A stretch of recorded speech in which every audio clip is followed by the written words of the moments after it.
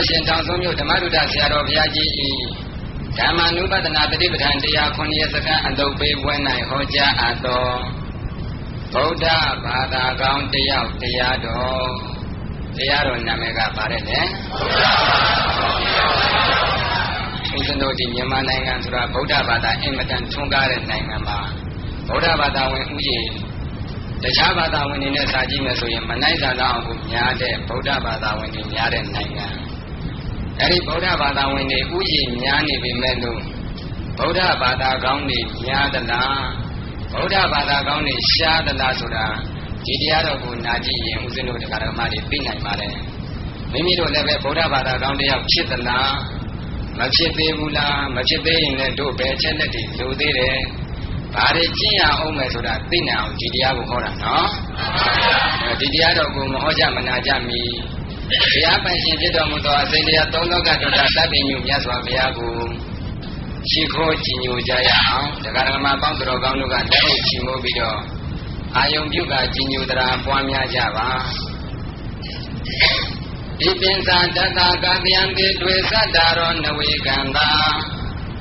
ရူပေကောတိလူခေဓမ္မေပတနာတိယေနမေဒီယံတေစီဝေမိတုနတုပြမတတ္တဝါတို့ကိုသင်္ချာခွဲမှုသုံးစုသုံးပုံပြု၍တွေအန္တနှစ်စုနှစ်ပုံသောနတုပြမတတ္တဝါတို့သည်ရူပေရုပ်ရည်အစဉ်သဗ္ဗခြင်း၌ပတနာတရာရှွန်းစုကြည်ညိုကြလေကုန်၏မေဇအန္တေစီဝေမိတုနတုပြမတတ္တဝါတို့ကိုသင်္ချာခွဲမှု၅စု၅ပုံပြု၍သတ္တရောအန္တ၄စု၄ပုံသောနတုပြမတတ္တဝါတို့သည်ခောတိကျော်သောတရင်အတန်ကောင်းခြင်း၌ပတနာတရာရှွန်းစုကြည်ညိုကြလေကုန်၏တတံတေစီဝေမိတုနတုပြမတတ္တဝါတို့ကိုသင်္ချာခွဲမှု၁၀စု၁၀ပုံပြု၍နဝအန္တကိုစုကိုပုံသောနတုပြမတတ္တဝါတို့သည်လူကပစ္စည်းလေးပြကိလေသာခေါင်းပါခြင်း၌ပတနာတရာရှွန်းစုကြည်ညိုကြလေကုန်၏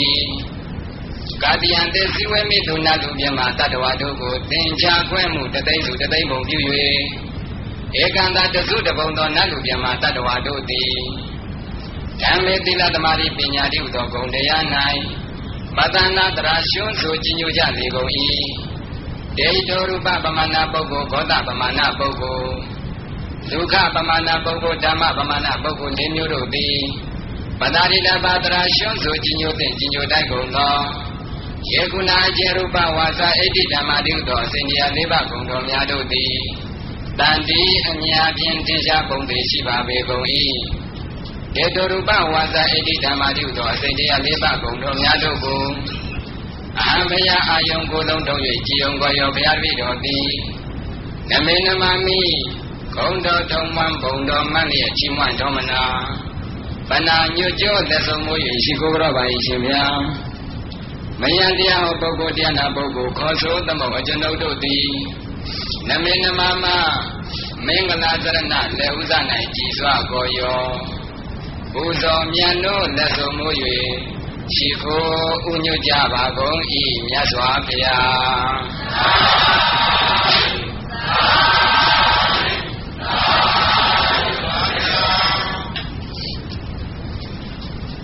ဧကံသမယံဘဂဝတကေတုဝိဟရတိကပိလဝတ္ထုသမိနိရောဓာရမေဧကံသမယအခါရပ၌ဘဂဝါဘုံတော်၆စုံတကောကုန်နှင့်ပြည့်စုံကြောကြမြတ်စွာဘုရားသည်တကေတုတက္ကတိုင်တို့၌ကပိလဝတ္ထုသမိကပိလောမြဝနီနိရောဓာရမေနိရောဓာအောင်ကြောင့်တိုက်တော်၌ဝိဟရတိဣရိယပဒမြတ်တရွှင်ပြုံးကတရင်သုံးနေတော်မူခဲ့ပါပေတည်း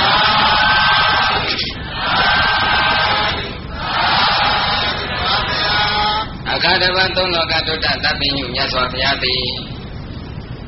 ဝါတော်မူရာတက္ကတိုင်ကပိလဝမြို့အနီးမှာရှိတဲ့နိရောဓာယုံကျောင်းတိုက်တော်မှာတရင်သုံးနေတော်မူခဲ့ပါတယ်ထိုကဲ့သို့နိရောဓာယုံကျောင်းတိုက်မှာဘုရားရှင်တရင်သုံးနေတော်မူစဉ်ဘုရားရှင်ရဲ့ဆွေတော်မျိုးတော်တဲ့ကတဦးဖြစ်တဲ့မဟာနာအမည်ရှိတဲ့တာဂိဝေမင်းကြီးတနေသောအခါမြတ်စွာဘုရားထံမှကိုရောက်ဘုရားရှင်ရဲ့ထံမှရောက်တဲ့အခါကျတော့ရိုးရိုးသေးသေးနဲ့ဒီချင်း၅ပါးနဲ့ရှိခိုးတယ်တဲ့ဘယ်လိုရှိခိုးတာလဲဒီချင်း၅ပါးဆိုတာကလိုက်ဆိုကြည့်ခြေလက်နှစ်ဖူးတတောင်တူ ငါဥတီစေမယ်ခြေလက်နှစ်ဖူးတထောင်တူငါဥတီစေမယ်ခြေလက်နှစ်ဖူးတထောင်တူငါဥတီစေမယ်ခြေရဲ့လက်ရဲ့နှစ်ဖူးရဲ့တထောင်ရဲ့ဒူးရဲ့ဆိုပြီးတော့ဘယ်နှမျိုးတီးပြီးရှိခိုးရမှာလဲခြေဘဝနှစ်ဖက်ပဲဖြစ်ဖြစ်သို့မဟုတ်ခြေကုံနှစ်ဖက်ပဲဖြစ်ဖြစ်ကြောက်ကြောက်ထိုင်ရင်ခြေကုံတော့ဆောင်းကြောက်ထိုင်လို့ရှိရင်ခြေဘဝခြေပြန်နှစ်ခုအဲ့ဒါကလည်းကျမ်းပြင်မှာထိနေရမယ်တည်နေရမယ်လက်ဘဝနှစ်ဖက်ကလည်းကျမ်းပြင်မှာထိနေရမယ်တည်နေရမယ်လက်ဘူးကလည်းကျမ်းပြင်ထိနေရမယ်တည်နေရမယ်အခုများသောအားဖြင့်ရှိခိုးတာလက်နှစ်ဖက်ကပူးကတ်တာတော့နှစ်ဘူးကကျမ်းပြင်မထိနိုင်ဘူးဒါရင်မကသေးဘူးအဲ့လက်နှစ်ဖက်မှာလက်ကျိုးလေးနှစ်ချောင်းကအပေါ်ကိုထောင်းထားလိုက်သေးတယ်လက်ညှိုးလေးနှစ်ချောင်းအပေါ်ထောင်းထားလိုက်တော့နှစ်ဘူးကကျမ်းပြင်ဘယ်တော့မှမထိနိုင်တော့ဘူးတည်ခြင်း၅ပါးမပြည့်စုံဘူးတဲ့အဲ့တော့နှစ်ဘူးကလည်းကျမ်းပြင်ကိုထိရမယ်လက်နှစ်ဖက်ကိုနည်းနည်းခွဲပြီးတော့ကျမ်းပြင်မှာထားတထောင်နှစ်ဖက်လည်းကျမ်းပြင်မှာထိထားရမယ်ဒုစစ်နှစ်ဖက်လည်းကျမ်းပြင်မှာထိထားရမယ်တဲ့ဘယ်နှမျိုးထိပြီးရှိခိုးရမှာလဲအဲ့ဒီလိုရှိခိုးမှတည်ခြင်း၅ပါးထိခြင်း၅ပါးနဲ့ရှိခိုးတယ်လို့ခေါ်တယ်အဲ့ဒီလိုမြတ်စွာဘုရားကိုတည်ခြင်း၅ပါးနဲ့ရိုးရိုးသေးသေးရှိခိုးပြီးတော့မြတ်စွာဘုရားရဲ့အနိဗ္ဗာန်မှာထိုင်ပြီးတော့သူကမြတ်စွာဘုရားကိုမေးလျှောက်တယ်ဂိတဝတ္တနုဘောပန္တေဥပဒကောဟောတိတိဗန္တေမြတ်စွာဘုရားဂိတဝတ္တဂိတဝန္တေနအဘေများလောက်သောအတိုင်းရှိဖြင့်ဥပဒကောယရဏမြတ်သုံးပါးကိုကိုယ်ွယ်စိကတုဗုဒ္ဓဘာသာဝင်တယောက်ဒီဟောတိနုဘောဖြစ်ပါလေသနည်းဘုန်းတော်ကြည်တော်မူသောမြတ်စွာဘုရားဘယ်လိုအတိုင်းဓာမျိုးနဲ့ယရဏသုံးပါးကိုယ်ွယ်သူဗုဒ္ဓဘာသာဝင်လို့ခေါ်ပါတယ်မြတ်စွာဘုရားသူမေးတဲ့အခါကျတော့မြတ်စွာဘုရားကယတောကောမာနမဗုဒ္ဓံတရဏံကတောဟောတိဓမ္မံတရဏံကတောဟောတိသံဃံတရဏံကတောဟောတိဧတဝတ္တကောမာနမဥပဒကောဟောတိတိမာနံဘုရားကိုကိုယ်ွယ်တဲ့တရားကိုကိုယ်ွယ်တဲ့သံဃာကိုကိုယ်ွယ်တဲ့ဘုရားတရားသံဃာယရဏမြတ်သုံးပါးကိုကိုယ်ွယ်တဲ့ဆိုရင်အဲ့ဒီပုဂ္ဂိုလ်ကိုဗုဒ္ဓဘာသာဝင်လို့ခေါ်တယ်။ဘာကိုကိုယ်ွယ်ရင်ဗုဒ္ဓဘာသာဝင်လဲ။ယရဏသုံးပါးကိုကိုယ်ွယ်ရင်ဗုဒ္ဓဘာသာဝင်ဥစဉ်တို့ယောဂီတွေဘာဘာသာဝင်တွေလဲဗုဒ္ဓဘာသာဝင်တွေတဲ့ယရဏသုံးပါးကိုယ်ွယ်သူကိုဗုဒ္ဓဘာသာဝင်လို့ခေါ်တယ်ဒီတော့ဒါနဲ့ပတ်သက်ပြီးတော့ဥစဉ်တို့ကိုယ်ွယ်မှုတရဏဂုံနဲ့တရဏဂုံဆိုတာဥစဉ်တို့ယောဂီတွေသိထားတဲ့ဗုဒ္ဓတရဏံကိစ္ဆာမိဘုရားကိုယ်ွယ်ပါ၏ဓမ္မတရဏံကိစ္ဆာမိတရားကိုယ်ွယ်ပါ၏သံဃာတရဏံကိစ္ဆာမိတန်ခါကိုယ်ွယ်ပါ၏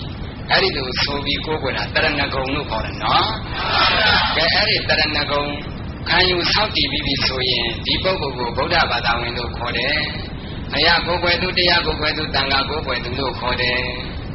ဒါတော့အဲ့လိုကိုယ်ွယ်တဲ့အခါမှာကိုယ်ွယ်သူတို့ရဲ့တရားအားပညာအားလျော်စွာမိမိတို့ရဲ့ကိုယ်ွယ်မှုတရဏဂုံကလည်းညှိုးနွမ်းမှုလမ်းဆန်းမှုနှမျိုးရှိတယ်မြေဩဇာလည်းကောင်းတယ်မိုးရေလည်းရတဲ့အရာမှာစိုက်ထားတဲ့ပန်းမင်တစ်ပင်အဲ့ဒီပန်းမင်ကပွင့်လာတဲ့အပွင့်ဒီဥစဉ်တို့ယောဂီတွေလမ်းဆန်းမှုမရှိဘူးလားအပွင့်ရောမကြည့်ဘူးလားဈေးမှာသွားရောက်ရင်ဈေးကောင်းမရဘူးလားကဲမြေဩဇာကလည်းမကောင်းဘူးမိုးကလည်းမရအဲ့ရမှာစိုက်ထားတဲ့ပန်းပင်ကပွင့်လာရင်အပွင့်မသေးဘူးလားညှိုးလဲညှိုးနွမ်းတယ်ဈေးသွားရောက်ရင်လည်းဈေးကောင်းရပါမလားအဲ့ဒီလိုပဲတဲ့ဥစဉ်တို့ယောဂီတွေဗုဒ္ဓဘာသာဝင်တွေရဲ့တရဏဂုံဟာညှိုးနွမ်းတဲ့တရဏဂုံလမ်းဆန်းတဲ့တရဏဂုံလို့နှမျိုးရှိတယ်ညှိုးနွမ်းတဲ့တရဏဂုံနဲ့ကိုယ်ွယ်တယ်ဆိုလို့ရှိရင်အကျိုးမကြီးဘူးရေဝဇာလည်းမကောင်းဘူးမိုးလည်းမရဘူးဆိုတဲ့အရာမှာစိုက်ထားတဲ့ပန်းပင်ကပန်းပွင့်လို့ပဲတဲ့ရေဝဇာလည်းကောင်းတယ်မိုးလည်းရတယ်ဆိုတဲ့အရာမှာစိုက်ထားတဲ့ပန်းပွင့်နဲ့ကြတော့လမ်းဆန်းတဲ့တရဏဂုံနဲ့တူတယ်လမ်းဆန်းတဲ့တရဏဂုံနဲ့ကိုယ်ွယ်မဲ့တန်ရှင်းတဲ့တရဏဂုံနဲ့ကိုယ်ွယ်မဲ့ဆိုလို့ရှိရင်တော့အဲ့ဒီကိုယ်ွယ်သူတို့ရဲ့အကျိုးတရားအင်မတန်ကြီးတယ်ဘုရားတရားတန်ခါယရဏသုံးပါးကိုယ်ွယ်ရတဲ့အကျိုးကဥစဉ်တို့အပယ်လေးပါးတားမြစ်နိုင်တယ်တဲ့အပယ်ကိုမကြအောင်အဲ့ဒီတရဏဂုံကစောင့်ရှောက်နိုင်တယ်ဒီတော့တရဏဂုံညှိုးနွမ်းတာရဲ့လမ်းဆန်းတာရဲ့နှမျိုးတည်းကညှိုးနွမ်းတာကိုသိမှဥစဉ်တို့တရားဓမ္မတွေရှောင်နိုင်မှာနော်အဲဒီတော့တရဏဂုံဟာဘယ်လိုပုံကိုယ်တွေဘယ်လိုပုံစံတွေနဲ့ညှိုးနွမ်းတယ်လဲဆိုရင်လိုက်ဆိုကြည့် ယရဏသုံးပါးဘုံများမတိယုံမရှိလျက်သိတိအမမလေးသာလွမ်းပါတရဏဂုံဖြစ်ကြောင်းတည်ယရဏသုံးပါးဘုံများမတိယုံမရှိလျက်သိတိအမမလေးသာလွမ်းပါတရဏဂုံဖြစ်ကြောင်းတည်တရဏဂုံလွမ်းပါကြောင့်ညွှန်နှံကြောင့်၄မျိုးရှိတယ်နံပါတ်1ကယရဏသုံးပါးဂုံများမတိဘုရားတရားသံဃာယရဏများသုံးပါးကိုးကွယ်တော့ကိုးကွယ်ပါတယ်ကိုးကွယ်တဲ့ယရဏသုံးပါးရဲ့ဂုံမတိဘူးဆိုရင်ဥစဉ်တို့တရားဓမ္မတွေရဲ့တရားတရားထက်တန်ပါမလားဒီတရားမထက်တန်နိုင်ရင်ကိုးကွယ်မှုတရဏဂုံနဲ့ညှိုးနွမ်းတယ်တဲ့ဒါတော့ယရဏသုံးပါးရဲ့ဂုံကိုအ ਨੇ ဆုံးတစ်ခုစီလောက်တော့သိထားတဲ့နော်အဲ့တော့မြတ်စွာဘုရားမှာအရဟံစတဲ့ဂုံတော်9ပါးရှိတယ်9ပါးလုံးကိုပဲဖြစ်စေတစ်ခုခုကိုပဲဖြစ်စေကိုကသိထားမှာဒုက္ခကိုယ်တယ်ဗျာဒီဂုံတတ္တိတွေရှိပါလားတရားတော်ရဲ့ဂုံကိုသိထားမယ်ဆိုလို့ရှိရင်လည်းဒုက္ခကိုယ်တဲ့တရားတော်ဟာဒီဂုံတတ္တိတွေရှိပါလားတန်ဃာတော်ရဲ့ဂုံကိုသိမယ်ဆိုရင်လည်းဒုက္ခကိုယ်တဲ့တန်ဃာတော်တွေမှာဒီလိုဂုံတတ္တိတွေရှိပါလားလို့သိထားတယ်ဆိုလို့ရှိရင်တရားတရားမတက်ဘူးလားဒီအဲ့တော့ဂုံတော်ကိုသိထားမှတရားတရားတက်တယ်တရဏဂုံလမ်းဆန်းတယ်တဲ့ဒီတော့ဂုံတော်နဲ့ပတ်သက်ပြီးတော့ဥစဉ်တို့သိကြတော့မပြောတော့ဘူးအဲ့တော့ဂုံတော်နဲ့ပတ်သက်ကိုယ်ကိုရတဲ့အကြောင်းနဲ့လည်းဆိုင်တယ်အဲ့ဒါလေးတစ်ခုပြောကြရအောင်အခုယရဏသုံးပါးရဲ့ဂုံမသိလို့ရှိရင်တရဏဂုံညှိုးနွမ်းတယ်နော်ကဲဂုံမသိရင်ညှိုးနွမ်းတယ်ဆိုတော့ဥစဉ်တို့ယောဂီတွေဗုဒ္ဓဘာသာဝင်တရားဓမ္မတွေအပြီးဗုဒ္ဓဘာသာကိုဘာကြောင့်ကိုးကွယ်လဲယရဏသုံးပါးဘာကြောင့်ကိုးကွယ်လဲလို့မေးမယ်ဆိုရင်ဘယ်လိုဖြေမလဲအဖြေရခက်သွားပြီနော်ဘာကြောင့်ဗုဒ္ဓဘာသာကိုဖြစ်နေလဲဘာကြောင့်များယရဏသုံးပါးကိုးကွယ်လဲဆိုရင်အဲ့ဒါကိုးကွယ်တော့ကိုးကွယ်နေတာပဲဘာကြောင့်မှန်တိတိကျကျမဖြေနိုင်ဘူးဘုရားတို့မန်းလေးနေတော့ဓမ္မကြီးတရားပါလျှောက်တယ်တပည့်တော်အိမ်ကိုတဲ့ခရိယံဘာသာဝင်စာဟောဆရာတယောက်လာပြီးတော့စီယုံသိမ့်သွင်းတယ်သူတို့ဘုရားကုံတွေပြောလိုက်တာဗျာတဲ့တပည့်တော်ကလည်းကိုဘုရားကုံပြောချင်လိုက်တာတခုမှမပြောတတ်တော့ဒီတိုင်းနေရတယ်အဲ့ဒါကိုဘာသာညံ့ချင်းတာနော်ကဲဘာကြောင့်ဘုရားကိုကိုဘုရားလဲဆိုရင်လိုက်ဆိုကြည့်ကောင်းကျိုးဖြစ်စေသိုးမြင့်စေတတ်ဂုံတကကြောင့်ကောင်းကျိုးဖြစ်စေသိုးမြင့်စေတတ်ဂုံတကကြောင့်သုံးလူထွတ်တာမြတ်ဖယားတို့များကိုွယ်သည်ဘုရားဘာကြောင့်ကိုယ်ွယ်ရတယ်လဲဆိုရင်ကောင်းကျိုးဖြစ်စေသိုးမြင့်စေတတ်ကောင်းကျိုးကိုဖြစ်စေတတ်တဲ့အတွက်ကြောင့်ဘုရားကိုကိုယ်ွယ်ရတယ်ဘုရားကဘယ်လိုကောင်းကျိုးတွေဖြစ်စေတတ်တယ်လဲဥစဉ်တို့တရားဓမ္မတွေအခုဘုရားကိုယ်စားဘုရားသားတော်ရဟန်းတော်တွေပြန်ဟောပြတဲ့တရားတွေကိုနားရတယ်ပရိသတ်လေးပါးจิตသားရှိသမီးတို့ဒါနဆိုတဲ့ကုသိုလ်ကောင်းမှုတွေပြုကြသီလတွေဆောက်တည်ကြသမထဝိပဿနာဘာဝနာတွေပွားများကြဘုရားမဟောခဲ့ဘူးလားဟောတဲ့အတိုင်းဒါနသီလသမထဝိပဿနာကုသိုလ်တွေလုပ်မယ်ဆိုလို့ရှိရင်လူချမ်းသာနတ်ချမ်းသာနိဗ္ဗာန်ချမ်းသာဆိုတဲ့ကောင်းကျိုးချမ်းသာတွေမရနိုင်ဘူးလားဘုရားဒီအဲ့ဒါကြောင့်ကောင်းကျိုးကိုဖြစ်စေတတ်တဲ့ပုဂ္ဂိုလ်ဘုရားကကောင်းကျိုးကိုဖြစ်စေတတ်တယ်ဆိုတာအဲ့ဒီလိုဖြစ်စေတတ်တာနော်ကဲကောင်းကျိုးကိုဖြစ်စေတတ်တယ်လို့ပဲတဲ့တတ္တဝါတွေအပေါ်မှာဆိုးကျိုးတွေမကြရအောင်နဲ့တားမြစ်နိုင်တယ်တားမြစ်ပေးတတ်တယ်ဆင်းရဲဒုက္ခလို့ခေါ်တဲ့ဆိုးကျိုးတွေကြတော့တတ္တဝါတွေခံစားခြင်းပါမလားအဲ့တော့မြတ်စွာဘုရားကဆိုးကျိုးမခံစားရအောင်သစေပါယထဒုက္ခတသစေဟောဒုက္ခမပိယံမာဂတပပကံကမ္မအာဝိဝါယတိဝါရဟောဒုံမေတိจิตတို့သည်ဒုက္ခတဒုက္ခကိုသစေပါယထအကယ်၍မြတ်ကြောက်တယ်ဆိုရင်ဒုက္ခကိုသစေအပိယံတကယ်လို့များမလို့ခြင်းမှုဆိုရင်အာဝိဝါယတိဝါရဟောလူရှိမှပဲဖြစ်စေ၊ကိုယ်ရမှာပဲဖြစ်စေမာဂတပပကံကမ္မပပကံကမ္မယုံမှညစ်ကျမကောင်းမှုအကုသိုလ်စုစုကိုမာဂတသင်္จิตသားจิตသမီးတို့ဘယ်တော့မှမပြုပါနဲ့ဒုက္ခကိုတကယ်မလိုချင်မှုကြောက်တဲ့ဒုက္ခကိုတကယ်မလိုချင်မှုဆိုရင်လူရှိမှပဲဖြစ်ဖြစ်၊ကိုယ်ရမှာပဲဖြစ်ဖြစ်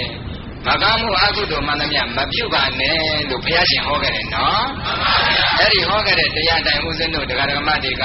မကောင်းမှုတွေရှောင်ကျင်မယ်ဆိုရင်ငရဲတိရစ္ဆာန်ပြိတ္တာအတူတကယ်လို့ခေါ်တဲ့အပယ်လေးပါးဆင်းရဲဒုက္ခတွေခံစားရပါမလားကဲဒါဆိုလို့ရှိရင်မြတ်စွာဘုရားရှင်ကဆိုးကျိုးကိုတားမြစ်ပေးတတ်တယ်အဲ့တော့ကောင်းကျိုးကိုလည်းဖြစ်စေတတ်တယ်ဆိုးကျိုးကိုလည်းတားမြစ်စေတတ်တဲ့အတွက်ကြောင့်သုံးလူတို့သားမြတ်ဘုရားတို့များကိုယ်ွယ်သည်ဒါကြောင့်ဘုရားကိုယ်ွယ်ရတာနော်ကဲတရားတော်ကိုဘာကြောင့်ကိုယ်ွယ်ရတယ်လဲတရားတော်ကိုယ်ွယ်ရတာလည်းအကြောင်းရှိတယ်လိုက်ဆိုကြည့်ဘဝခရီးကဲသွန်မြဲတေချာသက်သာရာပေဆိုရတပြာဘဝခရီးကဲသွန်မြဲတေချာသက်သာရာပေဆိုရတပြာဂုံမဟာကြောင့်ဗုဒ္ဓဟောကြားယတ္တရားတို့များကိုွယ်သည်တရားတော်ဘာကြောင့်ကိုယ်ွယ်ရတယ်လဲဆိုလို့ရှိရင်ဘဝခရီးကဲထွယ်မြဲသေးကြဘဝခရီးကဲကထွယ်မြောက်စေတတ်တဲ့အတွက်ကြောင့်တရားတော်ကိုကိုယ်ွယ်ရတယ်ဘာကြောင့်တရားတော်ကိုယ်ွယ်ရလဲဘဝခရီးကဲကထွယ်မြောက်စေတတ်လို့တဲ့ကဲဦးဇင်းတို့ယောဂီတွေအခုဝိပဿနာတရားတွေပွားများအားထုတ်တယ်မဲ့ဖို့ရအောင်အားထုတ်နိုင်တယ်အရဟတမေအရဟတဘုရားအားထုတ်နိုင်တယ်ဆိုရင်ဒီ30ဘုံဘဝခရီးကဲဒီကဲကမထွတ်မြောက်ဘူးလားထွတ်မြောက်လား30ဘုံဘဝခရီးကဲကြီးကထွတ်မြောက်ပြီးတော့ချမ်းသာကိုရောက်တယ်တဲ့ဒါကြောင့်ဘဝခရီးကဲတဲ့ကနေထွတ်မြောက်စေတတ်တဲ့အတွက်ကြောင့်တရားတော်ကိုကိုးကွယ်ရတယ်နောက်တစ်မျိုးကသက်တာယာပေးဆိုရတဲ့ဗျာသက်တာယာကိုပေးတတ်တဲ့အတွက်ကြောင့်မလို့လည်းပဲတရားတော်ကိုကိုးကွယ်ရတယ်30ဘုံကမလွန်မြောက်သေးဘူးခန္ဓာကြီးရှိနေသေးတယ်မဲ့ဖို့တော့ရထားတဲ့ခန္ဓာကြီးရှိနေသေးတယ်ဆိုလို့ရှိရင်လည်းပဲဦးဇင်းတို့မဲ့ဖို့ရထားတဲ့အရိယာပုဂ္ဂိုလ်တို့ဒီဒေါကရဏနေနဲ့ကြုံတွေ့လာတဲ့အခါမှာခန္ဓာရည်မရှိဘူးလားအရိယာပုဂ္ဂိုလ်ထားအောင်တော့ဝိပဿနာတရားတွေများများရှုထားတဲ့ယောဂီတွေပဲကြည်တချို့ယောဂီတွေကိုဝိပဿနာတရားများများရှုထားတော့တော်ရုံတန်ရုံအနာယောဂကြီးတွေဖြစ်ပေမဲ့ညှဉ်းညူမှုမရှိဘူးပြုံးပြုံးရွှေရွှေနေနိုင်တယ်ဆွေတွေမျိုးတွေသိချင်းပျက်စီးမိဘတွေသာသမီတွေသိချင်းပျက်စီးပေမဲ့လို့ပျက်စီးတတ်တဲ့သဘောမလို့ပျက်စီးတယ်လို့ဆင်ခြင်ပြီးတော့ဒေါကရဏအမျိုးမျိုးကြုံတွေ့လာတဲ့အခါမှာသက်သက်သာသာနေနိုင်တယ်တဲ့ဒါတရားတော်ရဲ့ဂုဏ်ကျေးဇူးနော်မှန်ပါဗျာအဲ့ဒီကဒါဝိပဿနာတရားဒီဝိပဿနာတရားအစစ်မုံသိပဲနဲ့ဒါနသီလသမထတရားနောက်တွေကြည်အောင်ဘုရားဟောတဲ့ဒါနသီလသမထဆိုတဲ့တရားတွေကိုမိမိတို့ပြုထားမယ်ဆိုလို့ရှိရင်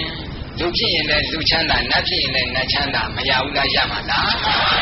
နိဗ္ဗာန်ကိုမရမီဘဝစကြသန္တရာမှာကျင်လည်ရတာချင်းအတူတူဒါနသီလသမထကုသိုလ်တွေပါတဲ့ပုဂ္ဂိုလ်ကလူချမ်းသာနတ်ချမ်းသာနဲ့ကျင်လည်ရတယ်ဒါနသီလသမထကုသိုလ်တွေမပါတဲ့ပုဂ္ဂိုလ်ကျတော့လူဆင်းရဲနတ်ဆင်းရဲအပယ်ဆင်းရဲတွေနဲ့ကျင်လည်ရတယ်ဆိုလို့ရှိရင်ဒါနသီလကုသိုလ်ပြုထားတဲ့ပုဂ္ဂိုလ်ကမချမ်းသာဘူးလားချမ်းသာလားသက်သာတယ်ချမ်းသာတယ်အဲ့တော့ဘာနဲ့တူလဲဆိုတော့နေပူတဲ့လမ်းလျှောက်တဲ့လူနဲ့နေရတဲ့လမ်းလျှောက်တဲ့လူလိုပဲခရီးတစ်ခုကိုသွားတော့သွားရမယ့်လူချင်းအတူတူတယောက်ကနေပူတဲ့ကသွားရတယ်ဆိုတော့ဆင်းရဲတယ်တယောက်ကတော့နေရတဲ့ကသွားရတယ်ဆိုတော့သက်သာတယ်အဲ့ဒီပုံစံမျိုးပဲသန္တရာကမလွတ်နဲ့အောင်တော့ဒါနသီလသမထကုသိုလ်မပါတဲ့ပုဂ္ဂိုလ်တို့သည်သန္တရာခရီးလျှောက်တဲ့အခါမှာလူဆင်းရဲနတ်ဆင်းရဲအပယ်ဆင်းရဲဘဝတွေနဲ့လျှောက်ရတော့သိပ်ပင်ပန်းနဲ့နေပူတဲ့လျှောက်ရတယ်လို့ပဲဒါနသီလသမထဝိပဿနာကုသိုလ်တွေပါသွားတဲ့ပုဂ္ဂိုလ်ကြတော့သန္တရာကျင်လည်ရအောင်တော့လူချမ်းသာနတ်ချမ်းသာဘဝနဲ့ကျင်လည်ရတယ်ဆိုရင်မသက်သာဘူးလားသက်သာလားဒါကြောင့်သက်သာရပေးဆိုရတဲ့ဗျာ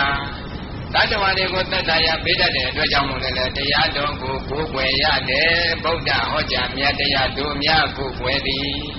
အားကြောင့်တရားတော်ကိုးကွယ်ရတယ်ဆိုတာသိပြီနော်ကဲနောက်တကသံဃာတော်ရှင်မြတ်တွေကိုဘာကြောင့်ကိုးကွယ်ရတယ်လဲလိုက်ဆိုကြည့်ပါအနည်းငယ်များ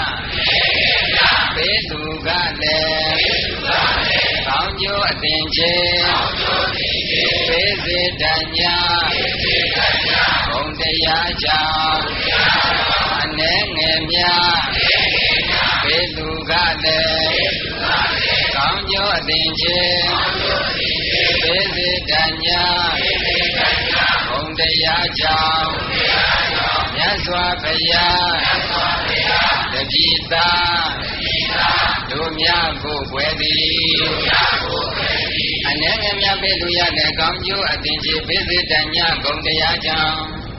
နည်းနည်းလေးပဲပေးလူအောင်တော့တဲ့တန်ဃာတော်အရှင်မြတ်ရဲ့ဂုံကိုအာယုံပြုပြီးတော့တန်ခိကဒါနလှူမယ်ဆိုလို့ရှိရင်ကောင်းကျိုးကအသင်္ချေမရေတွက်နိုင်ဘူးလူပွဲပစ္စည်းကနည်းအောင်တော့ကုသိုလ်ရဲ့အကျိုးတရားကြီးမားစေတတ်တဲ့အတွက်ကြောင့်မလို့တန်ဃာတော်အရှင်မြတ်တွေကိုးကွယ်ရတယ်ဒါဒက္ခိဏီယဂုံတော်အနောတရံပုညကိတံလောကတဆိုတဲ့ဂုံတော်အတုမရှိလောကတစ်ခုလုံးမှာမြတ်သောအလူကိုခံတတ်တဲ့ဒီအလူကိုပေးလို့တဲ့ပုဂ္ဂိုလ်တွေကိုအကျိုးတရားကြီးမားစေတတ်တဲ့အတွက်ကြောင့်တန်ဃာတော်အရှင်မြတ်ကိုကိုးကွယ်ရတယ်ဒါအဓိကဘာကိုရည်ရွယ်ပြောတာလဲဆိုရင်အရိယာတန်ဃာကိုရည်ရွယ်ပြောတာနော်မှန်ပါဗျာဒါဖြင့်တပည့်တော်တို့ယခုရှိသမုဒ္ဒိတန်ဃာတော်အရှင်မြတ်တွေကြဘယ်လိုကိုးကွယ်မလဲတန်ဃာတော်အရှင်မြတ်ပုထုဇဉ်တွေဆိုတော့အနေတိုင်းသွားလာမတော်တာလေးတွေမရှိဘူးလားအဲ့ဒါလေးတွေအပြစ်မမြင်မဲ့ဘယ်လိုကိုးကွယ်မလဲဆိုတော့ဦးဇင်းတို့မြတ်စွာဘုရားပြိဋိဘံစံခဲ့တာနှစ်ပေါင်း2542ခုတည်းရောက်သွားပြီနော်ဒီအချိန်ကြီးဒီသာသနာတော်ကြီးအထွတ်ရှိတည်တတ်နေအောင်ဘယ်သူတွေပယ်ဆောင်ခဲ့လဲဆိုရင်သံဃာတွေပယ်ဆောင်ခဲ့တယ်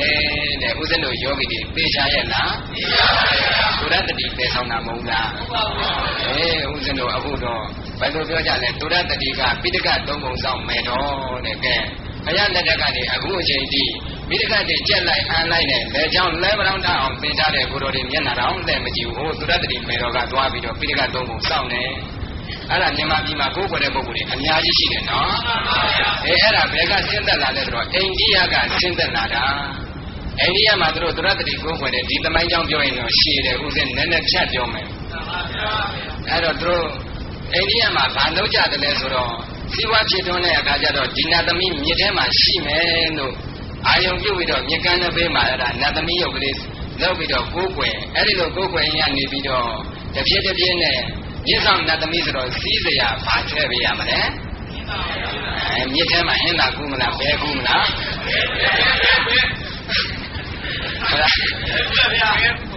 အဲ့တော့ဘဲရောက်ကလေးထည့်ပြီးမြန်မာပြည်ရောက်တော့ဘာဖြစ်သွားလဲဟင်းသာဖြစ်သွားတယ်ဟိုမှာတော့အဲ့ဒီကနေတစ်ဆင့်တစ်ဆင့်တက်ပြီးဗေဒင်သုံးပုံသင်တဲ့ပုဂ္ဂိုလ်တွေကဒီနတ်သမီးကိုးကွယ်ရင်ဒီနတ်သမီးကိုပူဇော်လို့ရှိရင်ဗေဒင်သင်အံရတာလွယ်တယ်ဆိုပြီးတော့ဗေဒင်သင်အံသူတွေကကိုးကွယ်ရင်ကနေပြီးတော့ဗေဒင်သုံးပုံအစမြန်မာပြည်ရောက်တော့ပိဋကသုံးပုံလို့ဖြစ်သွားတာအဲ့ဒါလွယ်မှားတဲ့ကိုးကွယ်မှုတဲ့ဒါမျိုးမဖြစ်စေရဘူးနော်ဦးဇင်းတို့မြန်မာနိုင်ငံမှာအဲ့ဒီအယူအဆတွေဝင်နေတယ်ပိဋကသုံးပုံကိုဒီရန်တော်တန်ဃာတော်အရှင်မြတ်တွေသယ်ဆောင်လာတဲ့အတွက်ဒီချိန်ထိသာသနာဟာမြန်မာပြည်မှာတည်နေတယ်ဒါကြောင့်သူတို့သယ်ဆောင်လာလို့သာသနာနဲ့ကြုံတွေ့နေရတဲ့ဒီတန်ဃာတော်အရှင်မြတ်တွေတို့ဘောကျေးဇူးရှိတယ်ဆိုပြီးတော့ဘုဒ္ဓဇင်တန်ဃာတွေကိုလည်းပဲခွင့်လို့ကြည်ညိုတတ်ရမှာနော်အဲ့ဒီဘုဒ္ဓဇင်တန်ဃာတွေအပေါ်မှာပဲအရိယာတန်ဃာဂုံကိုအာယုံပြုပြီးလှူရင်အရိယာတန်ဃာကိုလှူရတယ်လို့အကျိုးကြီးပါတယ်တဲ့ဒါကြောင့်အနည်းငယ်များပေးလူကလည်းကောင်းကျိုးအသိဉာဏ်ပေးစေတညဂုံတရားကြောင့်မြတ်စွာဘုရားတတိသားတို့များကိုွယ်ပြီးတန်ဃာတွေဘာကြောင့်ကိုယ်ွယ်ရလဲဆိုတာသိပြီနော်အဲ့ဒီလိုသိတဲ့အခါကျတော့ဒီလိုဂုံတတ္တိတွေရှိတယ်ဒီလိုအကြောင်းတွေကြောင့်တို့ကိုယ်ွယ်ရတယ်ဆိုတာသိတဲ့ကိုယ်ွယ်လို့ရှိရင်တရားတက်တယ်နော်ကိုယ်ွယ်မှုတရဏဂုံလမ်းတန်းတယ်တဲ့ဒါတွေတော့ယရဏသုံးပါးဂုံများမသိယုံမရှိလျက်ယရဏသုံးပါးအပေါ်မှာယုံမတန်တရားရှိနေတယ်ဆိုရင်လည်းကိုယ်ွယ်မှုတရဏဂုံညှိုးနွမ်းတယ်ဘုရားဟုတ်ပါလေသာတရားကလည်းပဲဝိသင်ရကထွန်းမြောက်ကြောင်းတရားဆိုတာဟုတ်ပါလေသာတန်ဃာတော်အရှင်မြတ်တွေဆိုတာကလည်းမြင့်မြတ်တဲ့အလူခံယူတော်မူတတ်တဲ့ပုဂ္ဂိုလ်တွေဆိုတာဟုတ်ပါလေသာယရဏသုံးပါးအပေါ်မှာယုံမတန်တရားရှိနေတယ်ဆိုလို့ရှိရင်ကိုယ်ွယ်မှုတရဏဂုံညှိုးနွမ်းတယ်တဲ့ဒါတော့ဒါဒုတိယမြောက်တစ်ခုအဲ့တော့ကိုယ်ွယ်မှုတရဏဂုံညှိုးနွမ်းကြောင်းနှစ်မျိုးရှိသွားပြီနော်ယရဏသုံးပါးရဲ့ဂုံမသိခြင်းယရဏသုံးပါးရဲ့အပေါ်မှာယုံမတန်တရားရှိခြင်းယရဏသုံးပါးဂုံများမသိယုံမရှိတဲ့သိပြီးအမှားယရဏသုံးပါးဂုံမှာအမှားတွေသိနေရင်လည်းပဲကိုယ်ွယ်မှုတရဏဂုံညှိုးနွမ်းတဲ့တရားတရားမတက်တန်ဘူးတဲ့ဒါနဲ့ပတ်သက်ပြီးတော့ဦးဇင်းတို့မြတ်စွာဘုရားလက်ထက်တုန်းကဘုရားရှင်ရှင်အာနန္ဒအလုံကျွေးမဖြစ်ခင်တုန်းကသူနခတ္တဆိုတဲ့ယဟန်တစ်ပါးမြတ်စွာဘုရားထံတော်အလုံကျွေးပြုဒီနေ့ဘုရားရှင်ကရှေ့တော်ကကြွသူနခယဟန်ကတပိတ်လွယ်နောက်ကလိုက်တဏှာရောက်တော့လမ်းဘေးမှာပြာပုံတစ်ခုမှာခွေလေးခွေးလိုအိတ်နေတဲ့ကောရခတ္တိယဆိုတဲ့ပုဂ္ဂိုလ်ကြီးတရားကိုသူတွေ့ အဲ့တော့တွေ့တော့သူစဉ်းစားလိုက်တဲ့ကောရခတ္တိယတကုံလုံးမှလည်းအဝိစားဆိုတော့ဘာမှမရှိဘူး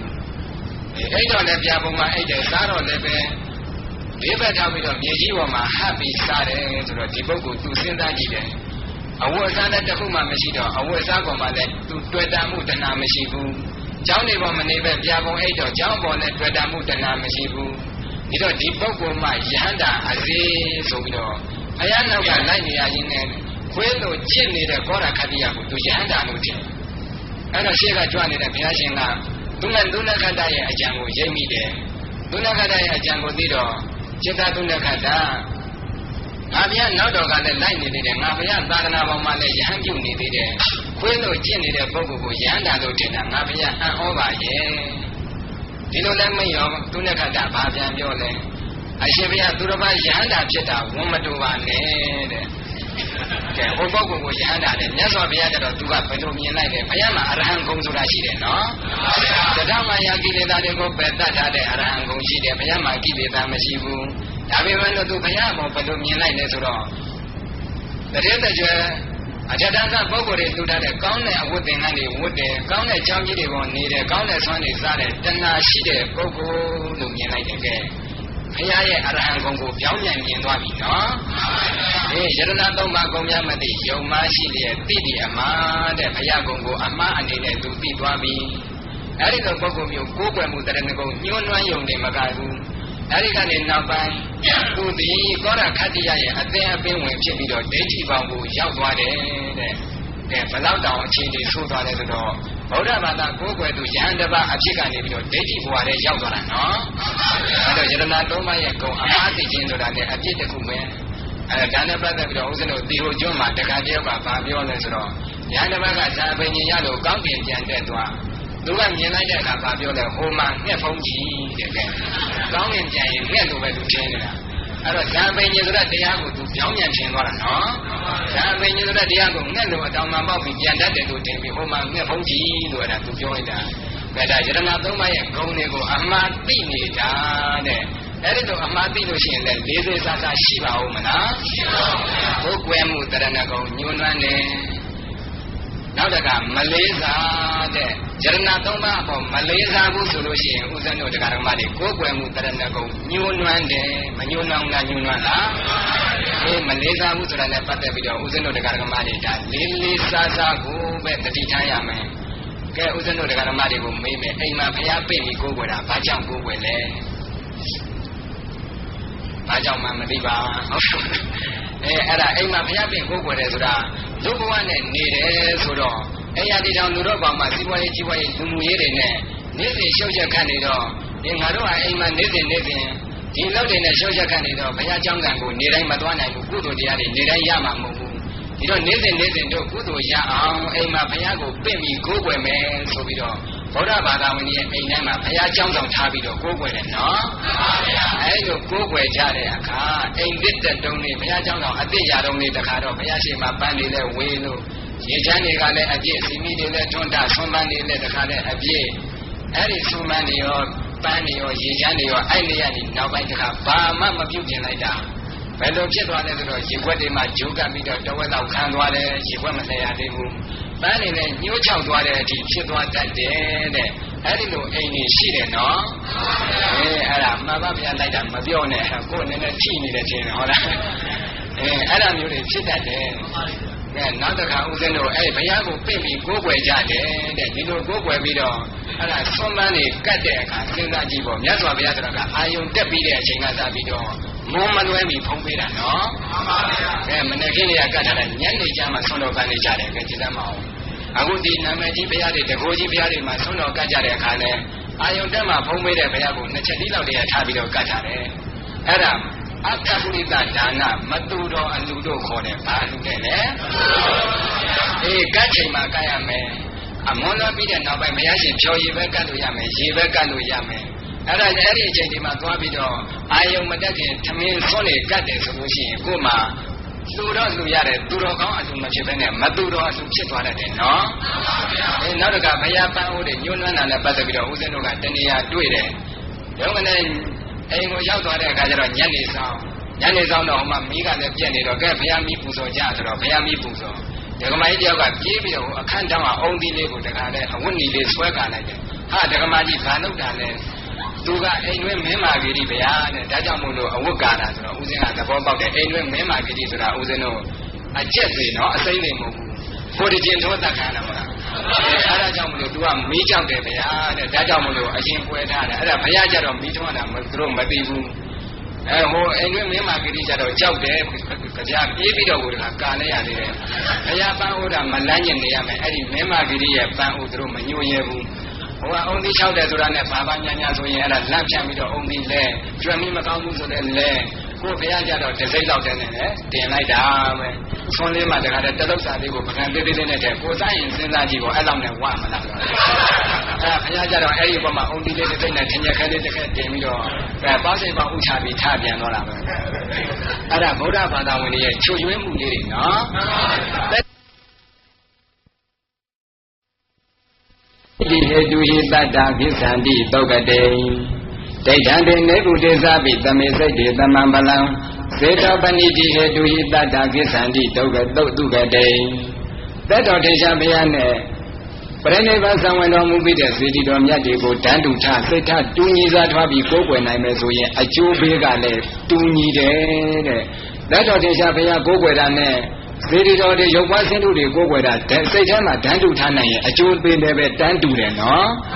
ဒါကြောင့်အဲ့လိုတန်တူထားပြီးကိုးကွယ်ရမယ်အဲ့ဒီလိုပဲအိမ်မှာကိုးကွယ်ပြီးတဲ့နောက်ပိုင်းကျတော့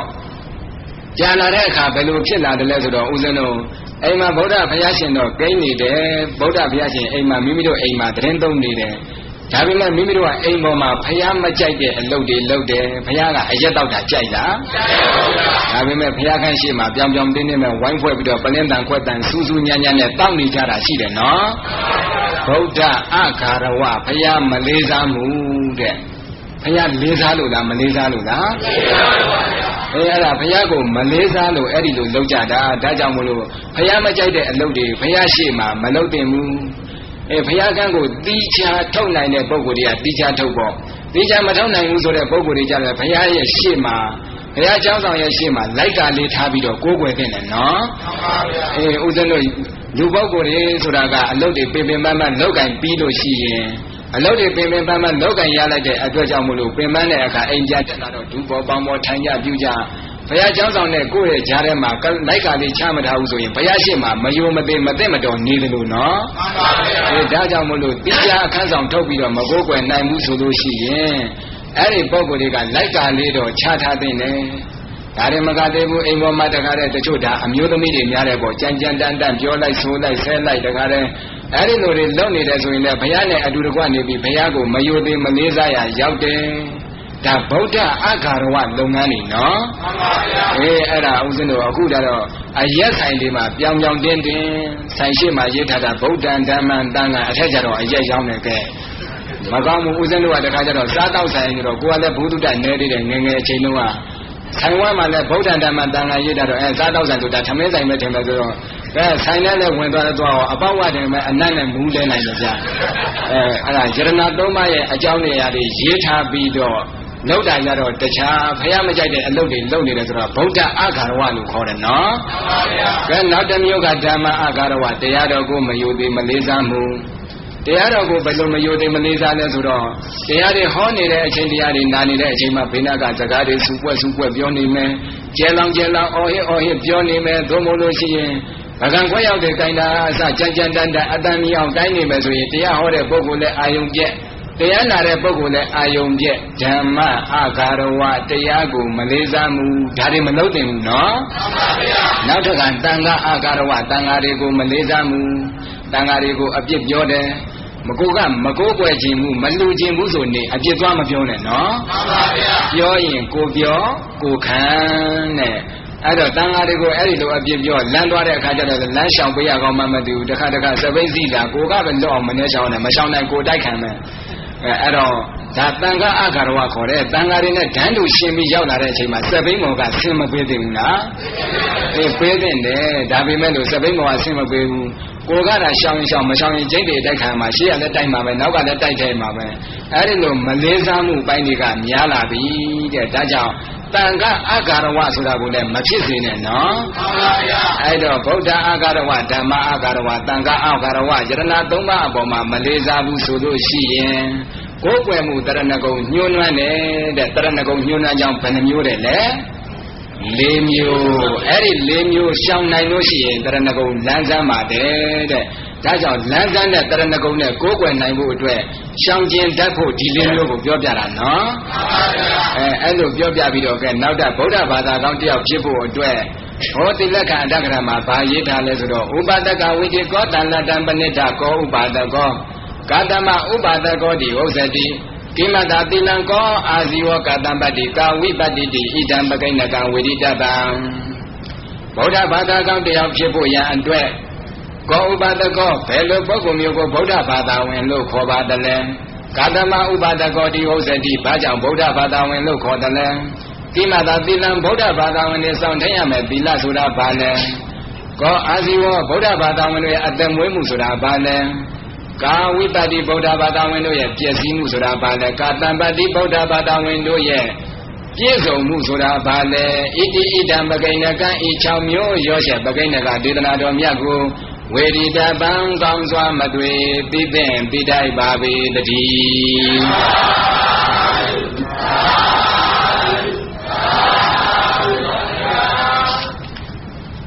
ဗုဒ္ဓဘာသာကောင်းတရားဖြစ်နိုင်မှုအတွက်သိသင့်သိတတ်တဲ့အချက်6ချက်ရှိတယ်တဲ့ကောဥပါဒကောဘယ်လိုပုဂ္ဂိုလ်မျိုးဗုဒ္ဓဘာသာဝင်လို့ခေါ်တယ်လဲဒီအဖြစ်ကဖြည့်ပြီးသွားပါပြီနော်ယရဏသုံးပါးကိုယ်ွယ်သူကိုဗုဒ္ဓဘာသာဝင်ကတ္တမဥပါဒကောတိဝုစ္စတိဘာကြောင့်ဗုဒ္ဓဘာသာဝင်လို့ခေါ်တယ်လဲဒီအဖြစ်ကိုလည်းပဲဥစဉ်တို့သိကြဖြစ်စရာမလိုပါဘူးယရဏသုံးပါးကိုယ်ွယ်သောကြောင့်ဗုဒ္ဓဘာသာဝင်လို့ခေါ်ပါတယ်ဒီအဖြစ်လဲလွယ်လွယ်ပဲနော်တိမတာသီလံဗုဒ္ဓဘာသာဝင်တို့ရဲ့သီလဆိုတာဘာလဲတဲ့ဗုဒ္ဓဘာသာဝင်တွေစောင့်နေရမယ်သီလဆိုတာဘာလဲပိစဝေရမဏီယော5ပါးသီလဘာသီလတဲ့လဲခါဝတ်ပစိုးကဲ့သို့မြဲနေရမယ်သီလအခုကကြတော့ခါဝတ်ပစိုးပြောဖို့မလွယ်ဘူးဘာကြောင့်လဲဆိုတော့ဘောင်းမီကြည့်ဝတ်တာများနေလို့ဘုရားပေါ်မှာလဲကိုယုကာယအဲ့ဒါတွေလာတာပဲဘယ်နေရာဖြစ်ဖြစ်အဲ့ဒီကိုယုကာယကလွတ်ကိုမလွတ်ဘူးအဲ့တော့ဗုဒ္ဓဘာသာဝင်တွေစောင့်နေရမယ်သီလဆိုတာဘာတဲ့လဲ5ပါးသီလဒါအထူးပြောစရာမလိုတော့ဘူးနော်ကောအာဇီဝဗုဒ္ဓဘာသာဝင်တို့ရဲ့အသက်မွေးမှုဆိုတာဘာလဲတဲ့ဗုဒ္ဓဘာသာဝင်တွေရဲ့အသက်မွေးမှုဆိုတာဘာလဲဗုဒ္ဓဘာသာဝင်တွေမလောက်စားတဲ့အသက်မွေးဝမ်းကြောင်း5မျိုးရှိတယ်လိုက်ဆိုကြည့်လူနဲ့လက်နဲ့ကျဲဝဲရင်မျိုးအစိတ်ဆိုး5မျိုးဂုံတွေရှောင်ရမည်လူနဲ့လက်နဲ့ကျဲဝဲရင်မျိုးအစိတ်ဆိုး5မျိုးဂုံတွေရှောင်ရမည်ကုံတွေရောင်းဝယ်ခြင်းမပြုကောင်းတာ5မျိုးရှိတယ်။ဘာတွေလဲဆိုတော့လူကုံတွေရောင်းဝယ်ခြင်းမပြုရဘူး။ရှေ့ခေတ်တုန်းကတော့လူတွေကိုကျွန်အဖြစ်နဲ့အသုံးပြုတော့လိုအပ်တဲ့ပုဂ္ဂိုလ်ကကျွန်ဝယ်တယ်မလိုအပ်တဲ့ပုဂ္ဂိုလ်ကကျွန်ရောင်းတယ်ဒါလူရောင်းဝယ်ဗုဒ္ဓဘာသာဝင်တွေမလုပ်ကောင်းဘူးနော်။အခုခေတ်ကျတော့တစ်ဖက်နိုင်ငံမှာအလုပ်ပေးမယ်ဆိုပြီးတော့ရောင်းစားတာတွေမရှိဘူးလား။ရှိပါရဲ့။အဲ့ဒီလူရောင်းဝယ်မှုမျိုးဗုဒ္ဓဘာသာဝင်တွေမလုပ်သင့်ပါဘူး။လက်နဲ့ရောင်းဝယ်မှုမျိုးလည်းမလုပ်ကောင်းဘူးတဲ့လက်နဲ့ဆိုတာသူတစ်ပါးတွေကိုညှင်းဆဲနှိပ်စက်တပ်ဖြတ်ကြောင်းတဲ့ဒါကြောင့်လက်နဲ့ကုံတွေရောင်းဝယ်မှုမျိုးကပြုသင့်ပါမလားလက်နဲ့ဆိုတော့မျိုးစုံပေါ့ဒုဒ္ဒလန်လေးလက်နဲ့တနတ်ပိုက်ကွန်စတဲ့တတ္တဝါတွေကိုညှင်းဆဲနှိပ်စက်တပ်ဖြတ်ကြောင်းဖြစ်တဲ့လက်နဲ့မှန်သမျှဘာလက်နဲ့မှကုံတွေရောင်းဝယ်ခွင့်မလုပ်ပါနဲ့တဲ့ဗုဒ္ဓဘာသာဝင်တွေမလုပ်ကောင်းဘူးတဲ့လူနဲ့လက်နဲ့ကြက်ဝက်ရင်မျိုးနောက်တစ်ခါကြက်ဝက်စတဲ့တရိစ္ဆာန်တွေမွေးမြူပြီးတော့ရောင်းဝယ်ဖောက်ကားခြင်းမျိုးမပြုပါနဲ့ကြက်တွေဝက်တွေငှက်တွေကဲမွေးမြူပြီးတော့ပြန်လဲရောင်းမယ်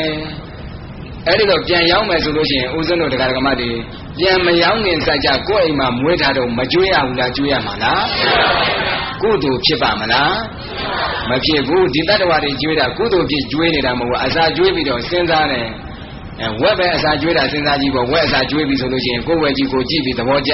လို့အခုချိန်တော့ပေါ်လာရင်အချိန်အစိမ့်လောက်ရမယ်နောက်တစ်လလောက်စောင့်ရင်ဒီဝက်ကြီးအစာကောင်းပုံနဲ့ဆိုလို့ရှိရင်တော့အချိန်30ရမယ်နောက်တစ်လလောက်စောင့်လို့ရှိရင်အချိန်40ရမယ်ကဲ ကုသိုလ်ဖြစ်သလားအကုသိုလ်ဖြစ်လားဒီအစားအစာတွေစားပြီးတော့သူဝဝလင်းလင်းအေးအေးချမ်းချမ်းနေပါစေဆိုတဲ့ဆန္ဒနဲ့ကြွေးတာမဟုတ်ဘူးအသားတိုးဖို့ဆန္ဒနဲ့အသားတိုးရင်ငါကိုကျိုးစီးပွားဖြစ်မယ်ဆိုတဲ့ဆန္ဒနဲ့ကြွေးတော့လောဘနဲ့ကြွေးတာဘာနဲ့ကြွေးတာလဲအဲ့လိုလောဘနဲ့ကြွေးမွေထိမ့်သိမ့်ပြီးတော့အချိန်တန်တော့ပြန်လဲရောင်းစားမယ်ဆိုရင်ဥစ္စာတို့ယောဂီတွေကုသိုလ်ပွားမှာလားအကုသိုလ်ပွားမှာလားအိမ်မွေးတိရစ္ဆာန်လေးတွေကိုကျွေးမွေးတာမဆိုလိုပါဘူးအဲ့ဒီလိုကြက်ဝက်စားတဲ့တတ္တဝါတွေမွေးမြူရောင်းဝယ်ခြင်းဗုဒ္ဓဘာသာဝင်တွေမပြုပါနဲ့တဲ့မပြုကောင်းပါဘူးတဲ့လူနဲ့လက်နဲ့ကြက်ဝက်ရင်မျိုးနောက်တစ်ခါရင်မျိုးဆိုတာအရက်ကိုပြောတာရင်မျိုးဆိုတာဘာတဲ့လဲအရက်ကုံသွဲရောင်းဝယ်ခြင်းမပြုပါနဲ့တဲ့အရက်ဆိုတာကကုသိုလ်ကောင်းမှုတွေမှာမင်းလျော့စေတတ်တယ်ဟိတိဩတ္တပတရားတွေကင်းစေတတ်တယ်အရက်တော့ပြီးရင်အဆက်ကြောင့်ရှိပါဦးမလားအဆက်ကြောင့်မရှိတော့ဒုစရိုက်အလုံးလုံနိုင်တဲ့ဦးဇင်းတို့အရက်ဆိုတာဒုစရိုက်10ပါးထဲမှာပါလားမပါဘူးလားမပါဘူးနော်ဒုစရိုက်10ပါးထဲမှာနေလျာပဲချပေးလိုက်တယ်ကဲကာယဒုစရိုက်3ပါးမပါဘူးနော်ဝစီဒုစရိုက်ထဲလည်းမပါဘူးနော်မနောဒုစရိုက်ထဲလည်းမပါဘူးဒါမြင်အရက်တော့ဒုစရိုက်ဟုတ်တာမဟုတ်တာဟုတ်တယ်နော်တခါတည်းဂျန်လဲကုန်မလားအဲ့တော့အရက်ကဒုစရိုက်10ပါးတဲ့ထဲ့မထားပြီမဲ့လို့10ပါးလုံးနဲ့ဆိုင်တယ်တဲ့ဘယ်နှပါးလုံးနဲ့ဆိုင်လဲအရက်တော့ပြီးလို့ရှိရင်ကာယဒုစရိုက်ကိုယ်နဲ့လည်းမကောင်းတာတွေလုပ်ရဲတယ်ဝစီဒုစရိုက်နှုတ်နဲ့လည်းပဲဘာပြောရဲတယ်စိတ်နဲ့လည်းမကောင်းတာတွေဘာကြံရဲတယ်ဆိုတော့အရက်ကိုဒုစရိုက်10ပါးလုံးနဲ့ထဲတဲ့ကဲမကောင်းတာအလုံးလုပ်ရတာဗာလဲအရက်ဒါရင်မကသေးဘူးအဆက်ကြောက်ဖြစ်စေတတ်တယ်ကိုရင်ကကြီးငယ်တွေလည်းပဲလုံချုံဖုံးမတတ်နိုင်တော့ဘူးလမ်းမေးမှာခွဲပြီးပြစ်လဲတော့တာဖြစ်ချင်ရဖြစ်အဲ့ဒီလိုဒါအရက်မူးတဲ့ပုံကိုယ်တွေနော်ကိုမူးတဲ့အချိန်ကျဓာတ်ပုံရိုက်ထားပြီးအမှုပြေပြန်ပြလို့ရှိရင်အဲ့ပုံကိုယ်တွေဒါဘလောက်ရှက်เสียကောင်းလဲဆိုတာအဲ့ဒီလိုပဲဒါရင်မကသေးဘူးနောက်တစ်မျိုးကမိမိတို့ကိုဆုံးမပေးနေတဲ့ဆရာသမားတွေမိဘတွေဦးကြီးဦးလေးတော်ကြီးတော်လေးတွေကိုလည်းပဲမယူသေးတော့ဘူးအယက်သမားဆိုတာခံပြောဖို့ဝန်မလေးဘူးနော်ဒါကြောင့်မို့လို့ကုသိုလ်ကောင်းမှုတွေမေ့လျော့စေအဆက်ကြောက်တွေတွင်းပြစေတတ်တဲ့အရက်ကိုကိုယ်တိုင်လည်းမတော့ပါနဲ့သူတစ်ပါးကိုလည်းရောင်းဝယ်မှုမပြုပါနဲ့တဲ့ဒါဗုဒ္ဓဘာသာဝင်တွေလုံးမစားကောင်းတဲ့အမှုနော်မှန်ပါဗျာနောက်တကအစိတ်ဆိုတဲ့အစိတ်လည်းကုံသွဲရောင်းဝယ်ခြင်းမပြုပါနဲ့တဲ့တတ္တဝါရဲ့အသက်ကိုသိစေတတ်တဲ့အစိတ်ကိုဗုဒ္ဓဘာသာဝင်တွေမယောင်းပါနဲ့အစိတ်လို့ပြောတော့ကြီးကြီးမားမားသေစေတတ်တဲ့အစိတ်တွေအစိတ်မဟုတ်ဘူးဦးဇင်းတို့ကြဘိုးစေးကြွက်စေးတွေအစဒါအစိတ်တွေပဲနော်အဲ့ဒါတွေရောင်းရင်လည်းပဲသူတစ်ပါးအသက်ကိုတတ်ခိုင်းတာနဲ့အတူတူပဲတဲ့ဒီပစ္စည်းဝယ်သွားပြီးတော့အဲ့ဒီကြွက်တွေကြဘိုးတွေမင်းတို့တတ်လို့ပြောတာနဲ့အတူတူပဲနော်ဒါကြောင့်မလို့အစိတ်ကိုလည်းကုံတယ်ရောင်းဝယ်ခြင်းမပြုပါနဲ့တဲ့ကဲမလောက်စားကောင်းတဲ့အလုပ်ဘယ်နှမျိုးလဲ5မျိုးအဲ့ဒီ5မျိုးကိုရှောင်ကျင်ပြီးတော့တခြားတင့်တော်တဲ့ဂုဏ်တွေရောင်းဝယ်မှုတွေလေယာလုပ်ငန်းလုပ်ကိုင်မှုတွေအပြစ်ကင်းတဲ့နှုတ်မှုပညာလက်မှုပညာတွေနဲ့ရှာဖွေစားတော့လုပ်ကိုင်ကြပါတဲ့ဒါဗုဒ္ဓဘာသာဝင်တွေမလောက်ကောင်းတဲ့စီးပွားရေးနဲ့လောက်ကောင်းတဲ့စီးပွားရေးနော်မှန်ပါဗျာကဲနောက်တစ်မျိုးကကာဝိပတ္တိဗုဒ္ဓဘာသာဝင်တို့ရဲ့ပျက်စီးခြင်းဆိုတာဘာလဲဗုဒ္ဓဘာသာဝင်တွေရဲ့ပျက်စီးခြင်းဆိုတာဘာလဲတဲ့အဲ့တော့ဗုဒ္ဓဘာသာဝင်တွေရဲ့ပျက်စီးခြင်းက5မျိုးဘယ်နှမျိုးလဲ5မျိုးပါဗျာပိဇာယင်ကေဟိတမနာကတောတဲ့အင်္ဂါ5မျိုးနဲ့ပြည့်စုံတဲ့ဗုဒ္ဓဘာသာဝင်ကိုဥပါဒကစန္ဒာလောဇဟောတိဥပါဒကမလင်္ဇဥပါဒကပฏิကိတောဇာဥပါဒကစန္ဒာလောဇစန္ဒာလနဲ့တူတဲ့ဗုဒ္ဓဘာသာဝင်လို့ခေါ်ရမယ်အခုပြောမယ်တရား5မျိုးနဲ့ပြည့်စုံတဲ့ဗုဒ္ဓဘာသာဝင်တွေကိုစန္ဒာလနဲ့တူတဲ့ဗုဒ္ဓဘာသာဝင်ဘာနဲ့တူတာလဲဥပါဒကမလင်္ဇအငြိအကျေးရှိတဲ့ဗုဒ္ဓဘာသာဝင်ဥပါဒကပฏิကိတောဇသူတော်ကောင်းပရိသတ်ကဲ့ရဲ့ဆက်ဆုပ်စရာကောင်းတဲ့ဗုဒ္ဓဘာသာဝင်လို့ခေါ်တယ်အဲလိုစန္ဒာလနဲ့တူတဲ့ဗုဒ္ဓဘာသာဝင်ရဲ့ပြည့်စုံတဲ့အကြောင်း5မျိုးဆိုတာဘာတွေလဲဆိုလို့ရှိရင်အတ္တဒောဟောတိယရဏသုံးတံကံကံရဲ့အကျိုးကိုယုံကြည်မှုတရားတရားမရှိဘူးကျင်းချင်းပြောရင်တော့တရားတရားမရှိရင်စန္ဒာလနဲ့တူတဲ့ဗုဒ္ဓဘာသာဝင်တရားတရားမရှိရင်ဘာတဲ့လဲတရားတရားဆိုတာယုံကြည်မှုအင်မတန်အရေးကြီးတယ်နော်ဦးဇင်းတို့ယောတရားဓမ္မတွေမှာအဲ့ဒီယုံကြည်မှုကတိတ်ပြီးတော့အားနည်းတယ်ယတနာသုံးတန်ကိုယုံကြည်မှုအားနည်းတယ်ကံကံရဲ့အကျိုးကိုယုံကြည်မှုအားနည်းတယ်အဲ့ဒီယုံကြည်မှုတွေအားနည်းတော့သူများပြောတိုင်းယုံတယ်တဲ့ဘယ်လိုတဲ့လဲအားနည်းတဲ့ယုံကြည်မှုအားနည်းတဲ့တရားတရားအားနည်းတဲ့ပုထုဇဉ် ဗုဒ္ဓဘာသာဝင်တွေမှာနာနာတတ္ထအုံလောကနာဘေးဆိုတာရှိတယ်ဆရာအထူးထူးရှာနေရတယ်ဟိုဆရာမျက်နှာကြည့်လိုက်ဒီဆရာမျက်နှာကြည့်လိုက်ဟိုဆရာကပြောလိုက်လှုပ်လိုက်ဒီဆရာကပြောလိုက်လှုပ်လိုက်ဘယ်သူကိုကိုယ်ကွယ်ရမှန်ဘယ်သူယုံကြည်ရမှန်တိတိကျကျမဆုံးဖြတ်နိုင်တဲ့နာနာတတ္ထအုံလောကနာဘေးဆိုတာရှိတယ်ဦးဇင်းတို့မြတ်စွာဘုရားလက်ထက်တုန်းကအနာတပိန်တထေးကြီးဆိုတာရှိတယ်သူ့ရဲ့သတုဋ္ဌမြောက်လေတို့အိမ်ယာရှိတဲ့သတုဋ္ဌမြောက်လေကားမှာစောင့်နေတဲ့နတ်သမီးမိစ္ဆာဒိဋ္ဌိနတ်သမီးတထေးကြီးကနေ့စဉ်လှူနေတော့စီးပွားရေးတွေအကုန်မေ့ထားပြီးတော့လှူသူ့အိမ်လာကြည့်ထားတဲ့ပတ်စံတွေကိုလည်းပြန်မတောင်းမတတ်တော့ကြာတော့ဆင်းရဲအဲ့ဒီဆင်းရဲတဲ့အချိန်ကျမှသူက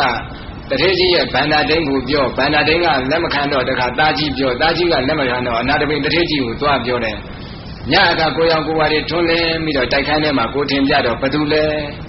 ဲသင်ရဲ့အိမ်မှာသတုဋ္ဌမြောက်လေကစောင့်တဲ့နတ်သမီးပဲဘာလို့မလို့လာတာလဲသင်ကိုအဆုံးမဩဝါဒပေးဖို့ကဲဆုံးမသမ်းမအောင်ဆိုတော့သင်အိမ်ကိုယဟန်ဂေါရမနဲ့သူ့ရဲ့တပိသားတမောကနေမဝင်စေမထွက်စေနဲ့တဲ့သူ့အဆုံးမနော်သူ့အဆုံးမကအဲ့လိုဆုံးမတာဘာကြောင့်လဲဆိုတော့သူကမိစ္ဆာဒိဋ္ဌိနတ်ဘုရားနဲ့တန်ဃာတွေအိမ်ထဲကြွရင်အပေါ်ကသူမနေနိုင်ဘူးအောက်ကိုပဲဆင်းနေရတော့သူနေရသူမနေရဘုရားနဲ့တန်ဃာတွေသူမကျေနပ်ဖြစ်ပြီးတော့ဒီစကားသွားပြောတာတထေးကြီးကိုလည်းပြည့်စုံတဲ့အချိန်မပြောရတော့ဥစ္စာတွေရှားပါပြီးနှိမ်ပါတဲ့အချိန်မှာသွားပြောတယ်အဲ့ဒါတထေးကြီးကမယုံဘူးဦးဇင်းတို့ပုထုဇဉ်တရားဓမ္မတွေဆိုရင်မယုံလားယုံပါလားယုံမှမယုံဘူးလို့တော့မငင်းနဲ့နတ်အစ်စ်ပြောတာအတ္တနတ်ဝန်တယ်ပြောတာတော့မယုံဘူးလားဟိုကနတ်ပူးတာမပူးတာထားအဲ့ဒါနည်းနည်းဆွဆွခုံပြီးတော့ပြောလိုက်ရင်တို့ယုံပြီးကြောက်လိုက်တာလဲဒူးကိုတုံးလို့ဟိုမှာတထေးကြီးကတော့တရားတရားရှိတဲ့ယုံကြည်မှုပြင်းထန်တဲ့ပုဂ္ဂိုလ်ဆိုတော့မယုံဘူးအဲတရားတရားနည်းရင်အဲ့ဒါယုံတော့မှဦးဇင်းတို့ဟိုမန္တလေးမှာသောကံကြွတော့ကဆွမ်းလောင်းနေတဲ့ဒကာမတယောက်အသက်အရွယ်ကမတိမ်မယိမ့်မယ်ဦးဇင်းတို့ရင်းနှီးတဲ့အခါကျတော့မေးကြည့်တယ်ဒကမာကြီးကဘယ်မှာလဲဆိုတော့တပြည့်ဒကမာကြီးကဟိုဘက်မှာနေတယ်ဗျာတဲ့ဘာလုပ်လဲဆိုတော့နတ်ကတယ်ဗျာတဲ့ဒါဆိုရင်ဒကမာကြီးလည်းပဲနတ်ယုံတာပေါ့ဆိုတော့တပြည့်တော်ကတော့မယုံမှုမရတယ်ဟုတ်ပါမလားဆိုတော့ဟုတ်တယ်တပြည့်တော်အမေတို့နတ်ဘွက်ကတော့တပြည့်တော်ကတခါလိုက်သွားမယုံဘူးလို့ပြောတော့သူကတပြည့်တော်ကိုမကျေနပ်ဘူးတဲ့ဒါကြောင့်မလို့နတ်ဘွက်တစ်ခုမှတခါတည်းနတ်ဝင်အောင်လို့ကူးခိုင်းမယ်ဆိုပြီးတော့တပည့်တော်ကိုအဲ့ဒါဆိုင်းဝိုင်းနေကြတဲ့ကနေပြီးတော့ဆွဲခေါ်သွားပြီးအဲ့ဒါနတ်ကားတဲ့နေရာရောက်အောင်ခေါ်နတ်ကားတဲ့နေရာရောက်တော့ကဲဆိုင်းကတီးပြလိုက်တော့နတ်ဘူးကမှတပည့်တော်ကလည်းနတ်ဘူးတဲ့ဆိုရင်ဦးဇင်းတို့ယောဂီတွေဘယ်လိုတော့လဲနည်းနည်းခုံပေးရတယ်မှာအဲ့အမျိုးသမီးကအဲ့လိုမဟုတ်ကြောင်တောင်ကြီးကြည့်နေတော့ဟာမဖြစ်ဘူးဆိုပြီးတော့အဲ့ဒါသူ့အဖွဲကတပည့်တော်ကိုလက်ကင်ပခုံးကင်ပြီးတော့ဟာရှေတိုးနောက်ငယ်တွန်းလိုက်ထိုးလိုက်လို့ဒါကြာရင်လက်တွေပြုတ်ထွက်မှစိုးရတယ်ဗျာတဲ့ဒါကြောင့်မလို့တပည့်တော်ကမထူးပါဘူးဆိုရောရောင်ခုံလိုက်တော့ဟာနတ်ဝင်ပြီဆိုဆိုင်ရလဲတီးတပည့်တော်ကလည်းခုံကြာလာတော့သူတို့ကဘာနတ်ဝင်လဲလို့မေးတော့တပည့်တော်ကအလွယ်တကူလူပြောများတဲ့ကိုကြီးကျော်ဝင်တယ်တဲ့ဘာနတ်ဝင်လာတယ်ကဲအဲ့ဒါကိုကြီးကျော်တိတ်ခါချတာမဟုတ်ဘူးနော်ကိုကြီးကျော်ဝင်တယ်ဆိုတော့ကဲဦးဇင်းတို့ယောဂီတွေဘာဆက်ရမှာလဲဒါကြတော့သူတို့ကျွမ်းတယ်ဆက်ဘူးပုံများအဲ့ဒါအရက်ဆက်တော့တပည့်တော်ကလည်းအရက်မတော့တာဒုက္ခဖြစ်ပြီးတပည့်တော်မထူးပါဘူးဆိုပြီးတော့အရက်ပနဲ့ဆိုင်းသမားရှိပြစ်ပြီးတော့ဆိုင်းသမားကလည်းဟာပနဲ့နဲ့တပနဲ့ရရောဝမ်းသာအားရနဲ့တီးလိုက်တာဗျာတပည့်တော်လည်းတခါလဲမောနေအောင်ကိုကအဲ့တော့မထူးဆိုပြီးတော့အဲ့ဒါခေါင်းပေါင်းပေါင်းပေးတာအဲ့ခေါင်းပေါင်းကြလာထိုးတဲ့ပတ်စံတွေတပည့်တော်ကဖြုတ်ယူလိုက်မျက်စိလေးမေးမေးဖွင့်ကြည့်လိုက်ဘေးနာတွေ့တဲ့လူပြီးတဲ့လူပေးထားလိုက်အဲ့လိုနဲ့ကြာလာတော့ငါအရက်မတော့ရတာရှုံးတယ်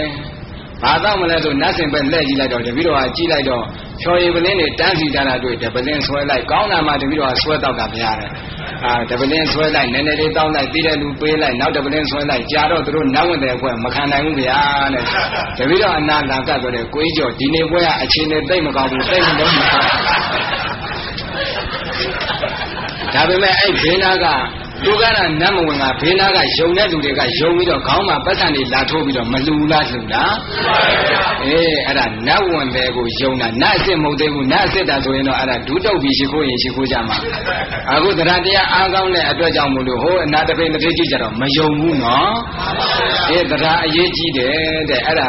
အကယ်၍များတရားတရားလားအာမကောင်းဘူးဆိုရင်အဲ့ဒီပုထုဇဉ်ပုဂ္ဂိုလ်တွေကတော့အကယ်၍ကိုယ့်အိမ်မှာစီးပွားရေးနှိမ်မာတဲ့ကျမ်းမာရေးမကောင်းဘူးဆိုရင်ဘာတွေသွားမေးကြလဲဘေးရင်ယုံတဲ့လူကဘေးရင်သွားမမေးဘူးလား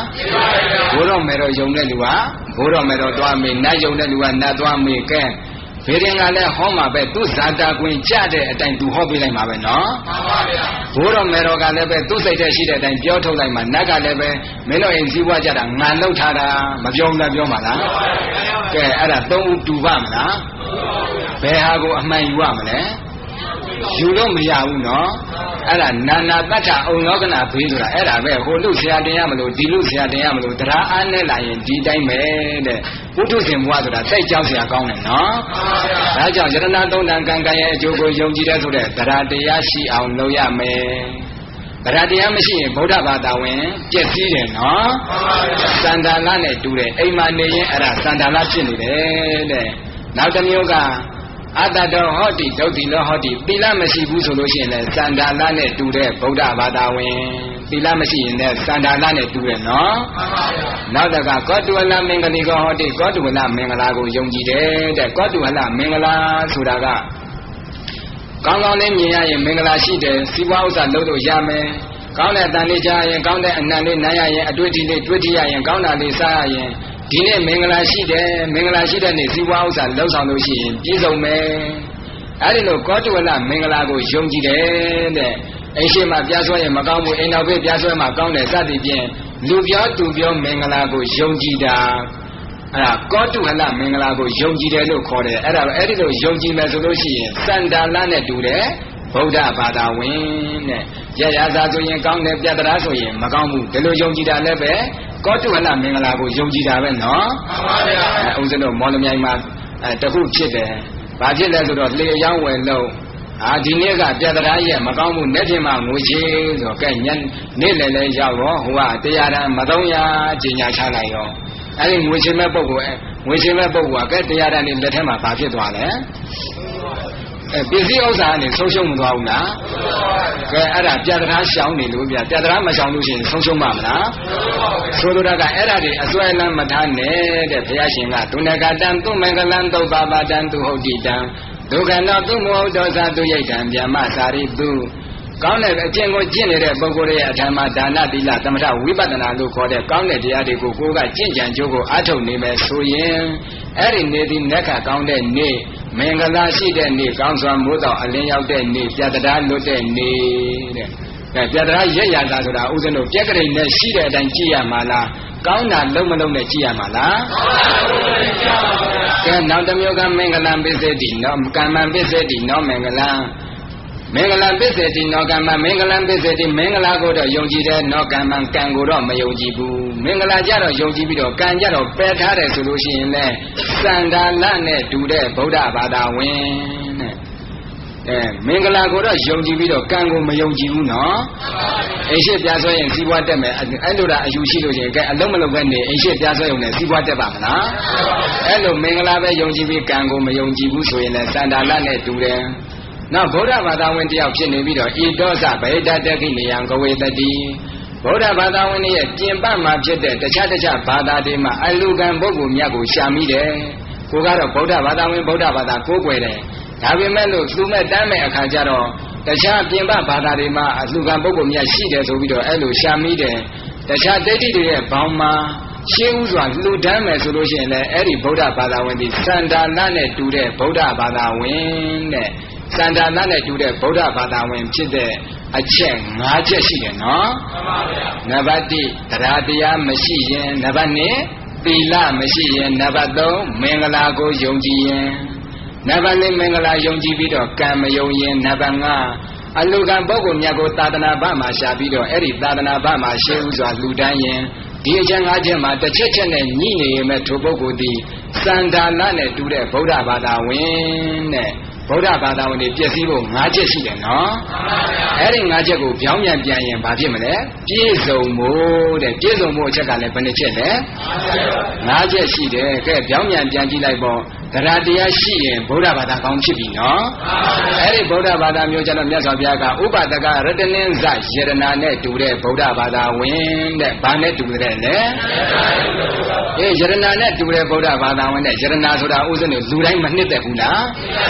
နှစ်သက်လို့ပဲခေါင်းမှလည်းဆင်မြန်းတယ်နားမှလည်းဆင်မြန်းတယ်လက်ပင်မှလည်းဆွဲတယ်လက်မှလည်းဝှက်ဆင်တယ်ခြေထောက်မှလည်းဝှက်ဆင်တယ်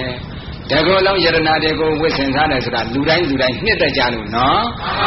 အဲ့ဒီလိုပဲတဲ့ယရနာနဲ့တူတဲ့ဗုဒ္ဓဘာသာဝင်ကိုကြတော့ဗုဒ္ဓဘာသာဝင်တိုင်းဗုဒ္ဓဘာသာဝင်တိုင်းကနှစ်သက်ကြတယ်လေးစားကြတယ်ဗုဒ္ဓဘာသာကောင်းလို့ခေါ်တယ်ဒီတော့တရားတရားရှိဖို့အရေးကြီးတယ်နော်ဥစ္စာလို့ယ ယောဂီတွေများသောအားဖြင့်ဗုဒ္ဓဘာသာဝင်တွေမှာကောင်းကျိုးကိုခံစားရတဲ့အချိန်မှာတော့ပြုံပြုံပြောပြောနဲ့မိသားစုလုံးရှင်ပြလို့မကောင်းကျိုးနဲ့ခံရတဲ့အချိန်ကြလဲကြောက်ဟာနတ်ဖမ်းလို့လားမသိဘိုးတော်မဲတော်ကင်ထားသလားဟဲ့ငါဘသူများကြောက်တွန်းတယ်လဲစသည်ဖြင့်ဟိုတွေးဒီတွေးတတ်ကြတယ်နော်မှန်ပါဗျာအဲ့ဒါဘာလဲကံကြောင်းတရားကိုမစင်ရင်မစင်စားမိလို့တဲ့ကတတနာနာကမ္မနာအိဋ္ဌာနိထေပိအာဂတိယောနိသောတိဋ္ဌံတန္တယတရေယနာဝီကောယထာနာနာကမ္မနံကံကောင်းကံဆိုအမျိုးမျိုးတို့ကိုကတတဘဝမြတ်စွာသန္တရကမကွာထက်ချပြုအပ်ခဲ့လေသောကြောင့်အိဋ္ဌာနိတေအကောင်းအဆိုအယုံနှမျိုးသည်အာဂတိပိအကြောင်းအလျော်စွာဖြစ်ထွန်းပေါ်ပေါက်လာပါတော့လေဦးဇင်းတို့ယောဂီတွေကဘဝမြတ်စွာသန္တရာကနေပြီးတော့ကောင်းတဲ့အလုပ်မကောင်းတဲ့အလုပ်နှမျိုးလုံးမလုပ်ခဲ့ဘူးလားအဲ့ဒီအလုပ်နှမျိုးလုပ်ခဲ့တဲ့အတွက်အကျိုးခံစားခြင်းကြရင်လည်းကောင်းကျိုးမကောင်းကျိုးဆိုတာနှမျိုးလုံးမခံစားရဘူးလားကောင်းကျိုးခံစားတဲ့အချိန်ကျတော့ပြုံပြုံပြောပြောနဲ့မကောင်းကျိုးခံစားတဲ့အချိန်ကျတော့သူ့ကြောင့်ငါကြောင့်ဟိုလူကြောင့်ဆိုရင်ကဲကုသိုလ်ဖြစ်မှာလားအကုသိုလ်ဖြစ်မှာလားအဲ့ဒီလိုဖြစ်အဖြစ်မခံမဲနဲ့မကောင်းကျိုးခံစားတဲ့အချိန်ကျတော့လေကံကြောင်းတရားကိုဆင်ခြင်ရမယ်တဲ့ငါဒီအတိတ်ကကောင်းကံမကောင်းကံနှမျိုးလုံးကိုပြုခဲ့တဲ့အတွက်ကောင်းကျိုးမကောင်းကျိုးခံစားရတာယခုမကောင်းကျိုးခံစားရတာဒီအတိတ်ကမကောင်းကံပြုခဲ့လို့ကံကြောင်းတရားဆင်ခြင်တယ်ဆိုကဲသူတစ်ပါးကိုအပြစ်တင်ပါဦးမလားပြစ်တင်ပါပါဗျာအဲ့ဒီအချိန်ကျတော့ကံကြောင်းတရားဆင်ခြင်တယ်ဆိုရင်သူတစ်ပါးအပြစ်မမြင်တော့ဘူးအပြစ်မမြင်တဲ့အတွက်ဘယ်တင်လဲမေးစရာမလိုဘိုးတော်မဲတော်ရှိလဲသွားစရာမလိုတော့ဘူးနတ်ဝင်တဲ့ရှိရောပြေးစရာလိုပါဦးမလားမှန်ပါဗျာအဲ့ဒါတရားတရားဆိုတာအရေးကြီးတယ်တဲ့တသောဟောတိ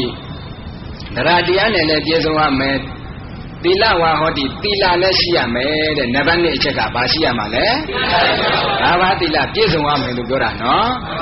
နံပါတ်3အချက်ကနကောတုဝလမင်္ဂလိကောဟောတိမင်္ဂလာကိုမယုံကြည်ဘူးတဲ့ကောင်းတာမြင်မင်္ဂလာဖြစ်တယ်မင်္ဂလာရှိတဲ့နေ့မှာအလုပ်လုပ်ရင်စီးပွားဖြစ်တယ်စသည်ဖြင့်စောစောကပြောခဲ့တဲ့ကောတုဟလမင်္ဂလာကိုမယုံကြည်ရဘူးတဲ့နော်မင်္ဂလာကမ္မံပစ္စေတိနောမင်္ဂလံကမ္မံပစ္စေတိကံကိုတော့ယုံကြည်တယ်နောမင်္ဂလာမင်္ဂလာကိုတော့မယုံကြည်ဘူးကံကိုယုံပြီးတော့မင်္ဂလာကိုမယုံရဘူးတဲ့မင်္ဂလာကိုမယုံရဘူးဆိုတာကလည်းကောင်းတာလည်းမြင်ရင်ကောင်းကျိုးဖြစ်မယ်လို့အဲ့ဒီလိုမင်္ဂလာမျိုးကိုမယုံရတာလို့ပြောတာနော်ကောင်းတာမြင်ရင်ကောင်းကျိုးဖြစ်မှာလားကောင်းတာလုပ်မှကောင်းကျိုးဖြစ်မှာလားမြင်ုံနဲ့ကောင်းကျိုးဖြစ်ခြင်းဆိုရင်အမှဦးဇင်းတို့ကြိုက်တီးဘုရားနေတိုင်းဖူးနေုံရှိတာပဲကို့မှာဘလောက်ချမ်းသာလိုက်မလဲထားပြနေရတာအောင်ရှိမှာမဟုတ်တော့ဘူးနော်ဘုရားအာယုံတော့ကောင်းတဲ့အာယုံရှိသေးလားရှိပါဘူးအဲ့တော့မင်္ဂလာကိုမယုံကြည်ရဘူးတဲ့ကံကိုယုံကြည်ပြီးတော့မင်္ဂလာကိုမယုံကြည်ဘူးဆိုရင်အဲ့ဒီဗုဒ္ဓဘာသာဝင်သည်ယရနာနဲ့တူတဲ့ဗုဒ္ဓဘာသာဝင်ဗုဒ္ဓဘာသာကောင်းလို့ခေါ်ပါတယ်တဲ့ဥပါဒကပုံတရိကင်းစပဒုံမကြာနဲ့တူတဲ့ဗုဒ္ဓဘာသာဝင်လို့ခေါ်တယ်ပဒုံမကြာနဲ့တူတဲ့ဗုဒ္ဓဘာသာဝင်လို့ခေါ်တယ်ဥပါဒကပုံတရိကင်းစကြာပုံတရိနဲ့တူတဲ့ဗုဒ္ဓဘာသာဝင်လို့ခေါ်တယ်တဲ့ပဒုံမကြာတို့ကြာပုံတရိတို့ဆိုတာကလည်းရေကန်ကိုအနှံ့ဆင်တဲ့ရေကန်နဲ့သူတို့ရှိနေရင်တင့်တယ်တဲ့ဒါကြောင့်လူတိုင်းနှစ်သက်စေတတ်တဲ့ဗုဒ္ဓဘာသာဝင်တဲ့နောက်တစ်မျိုးကဗုဒ္ဓဘာသာဝင်အမည်ခံထားပြီးတော့သာသနာတွင်မှာပဲမြင့်မြတ်တဲ့အလှူခံပုဂ္ဂိုလ်တွေကိုရှာမိတယ်တို့သာသနာတွင်မှာပဲရှင်းဥစွာတော့အလှူဒါနကိုပြုတယ်ဆိုရင်လည်းဒီဗုဒ္ဓဘာသာဝင်ဒီယရနာနဲ့တူတဲ့ဗုဒ္ဓဘာသာဝင်လို့ခေါ်တယ်တဲ့ဒီတော့ယရနာနဲ့တူတဲ့ဗုဒ္ဓဘာသာဝင်ဖြစ်ဖို့အချက်ဘယ်နှချက်လဲဆိုရင်5ချက်ဘယ်နှချက်လဲ5ချက်ပါအဲ့ဒီထဲမှာနောက်တစ်ချက်တိုးလိုက